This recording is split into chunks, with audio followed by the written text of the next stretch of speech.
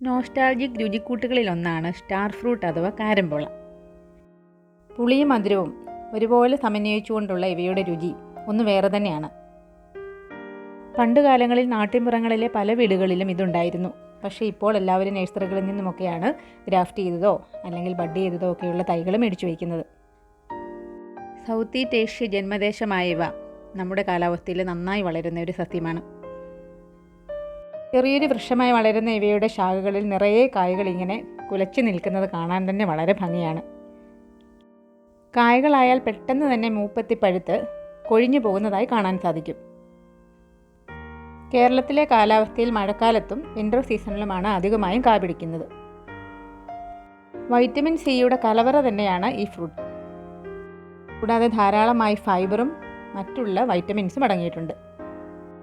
കാലറിയുടെ അളവും അതുപോലെ ജലാംശവും കൂടുതലുള്ളതിനാൽ വെയിറ്റ് ലോസിനും അതുപോലെ പ്രമേഹത്തിനും കൊളസ്ട്രോൾ കുറയുന്നതിനുമെല്ലാം ഈ പഴം ഉപകരിക്കുന്നു എന്ന് പറയുന്നു.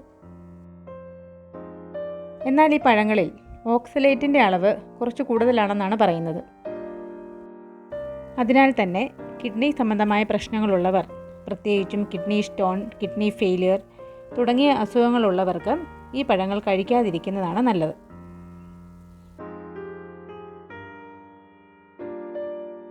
ചില മെഡിസിൻസുമായും പാർശ്വഫലങ്ങൾ ഉണ്ടാക്കുന്നതിനാൽ അങ്ങനെയുള്ളവർക്കും ഈ ഫ്രൂട്ട്സ് നല്ലതല്ലെന്ന് പറയുന്നു.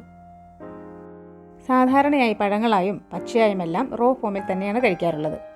എന്നാൽ കുക്ക് ചെയ്തും ഇവ ഉപയോഗിക്കുന്നുണ്ട്.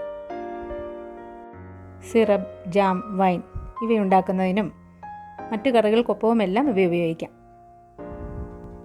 ധാരാളം ആൻറ്റി ഓക്സിഡൻറ്റുകളും ഈ പഴങ്ങളിൽ അടങ്ങിയിട്ടുണ്ട്. സാലഡുകളിൽ ചേർത്തും കഴിക്കാവുന്നതാണ്. മുറിച്ചു മാറ്റുന്ന കഷ്ണങ്ങൾക്ക് ഒരു സ്റ്റാറിൻ്റെ ഷേപ്പ് ഉള്ളതിനാലാവണം ഇവയെ സ്റ്റാർ ഫ്രൂട്ട് എന്ന് അറിയപ്പെടുന്നതിനും കാരണം. വിത്തുകൾ മുളപ്പിച്ചും ലെയറിംഗ്, ഗ്രാഫ്റ്റിംഗ്, ബഡ്ഡിംഗ് ഇവ ചെയ്തും പുതിയ തൈകൾ ഉൽപ്പാദിപ്പിച്ചെടുക്കാൻ സാധിക്കും.